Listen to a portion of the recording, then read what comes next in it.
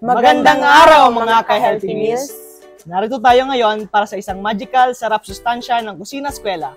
Ako ang inyong Kuya AJ. Ako si Paul. At ako naman si Carol. Ngayong araw, samahan nyo kami maganda ng isang healthy meal mula sa mga sanggap na abot kaya at mga praskong gulay na matatagpuan natin sa ating mga bakuran. Oops, Kuya AJ. Di lamang sa ating mga bakuran. Naaalala nyo ba na marami din tayong tanim sa ating gulayan sa paaralan? Oo nga pala, tiyak akong magiging sustansya ang maihahanda natin. Naalala niyo rin ba ang bilin at natutunan natin kay Tita Maggie? Mula kay Tita Maggie, natutunan namin kung papaano gumawa ng mga simpleng pagkain sustansya. Isa sa paborito kong bahagi ay ang tungkol sa pinggang Pinoy, isang gabay upang siguraduhin balanse ang ating mga plato ng go, grow at glow foods. Ako naman, huwag nating kakalimutan para ma-enjoy ng ating pamilya ang healthy meals. Kailangan natin tandaan ang 3 principle ng pinggang Pinoy. Ito ay ang moderation, variety, at balance. Isa sa mga mahalagang aspeto ng sarap sustansya ay ang paggamit ng mga sariwa at sariling aning gulay. Ngayong araw, gagamitin namin ang mga sariwang sangkap tulad ng tanglad, papaya, talbos ng kamote, mga daon ng malunggay, daon ng sibuyas, sili at kalamansi mula sa aming gulayan sa paaralan. Ang mga ito ay hindi lamang masustansya, kundi nagpapakita rin ng kahalagaan ng sustainability at lokal na produksyon.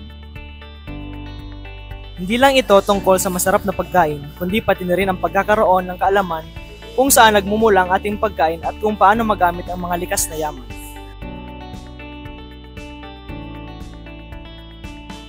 Ang mga sariwang gulay na ito ang gagamitin namin sa paggawa ng tofu veggie kebab, AHS veggie salad at banana panna cotta.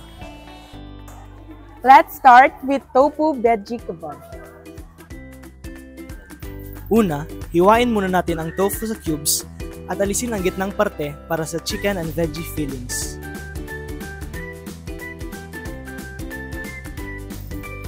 Para sa marinade, paghalo-haluin ang toyo, ketchup, Maggi oyster sauce, asukal, mantika at Maggi seasonings.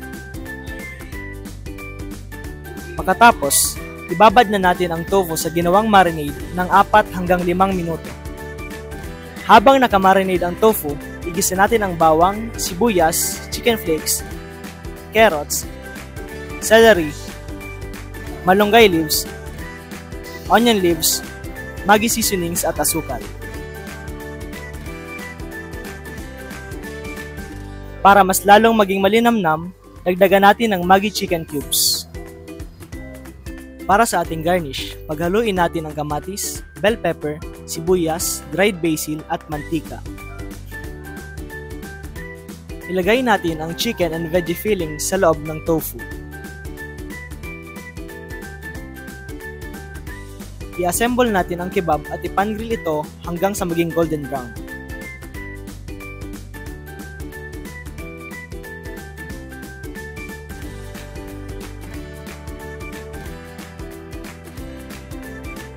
Pagkatapos ay itap natin ito ng roasted sesame seeds.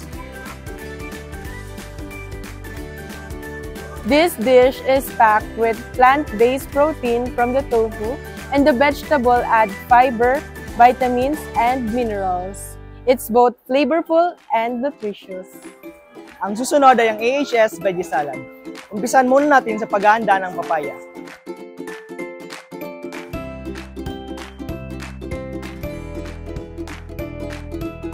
I-blanch natin ang mga sariwang gulay, sitaw, pako leaves at kamote tops ng 15 hanggang 30 segundo para mapanatili ang sustansya nito.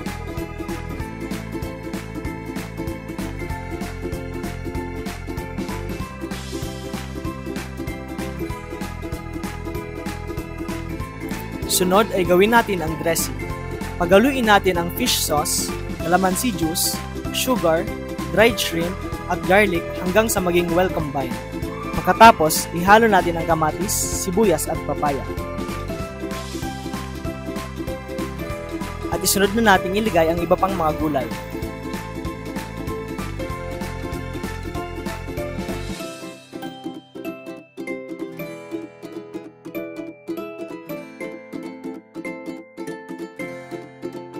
Ang mga gulay na ito ay nagbibigay ng mga nutrients like vitamin A, calcium at iron. Kaya hindi lang masarap, kundi healthy pa itong salad. Finally, for the dessert, we are making banana panna cotta. Balata ng hinog na saba at duruging mabuti. Sunod ay gawin natin ang gelatin mixture.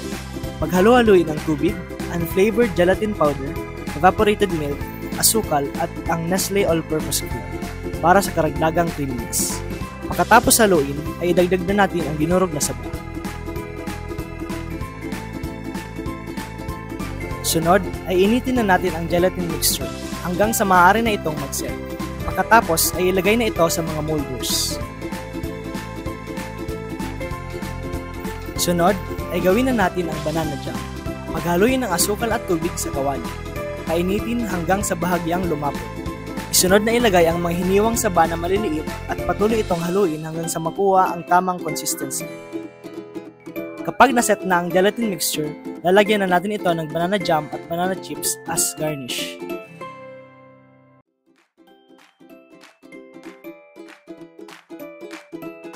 Ang dessert na ito ay creamy, may tamang-tamang tamis at natural na sustansya mula sa saging. Pinapakita ng mga dishes na ito na ang mga masustansyang pagkain ay pwedeng masarap din. Gamit ang mga sariwang sangkap at kaunting creativity, nakagawa kami ng masarap at masustansyang mga pagkain.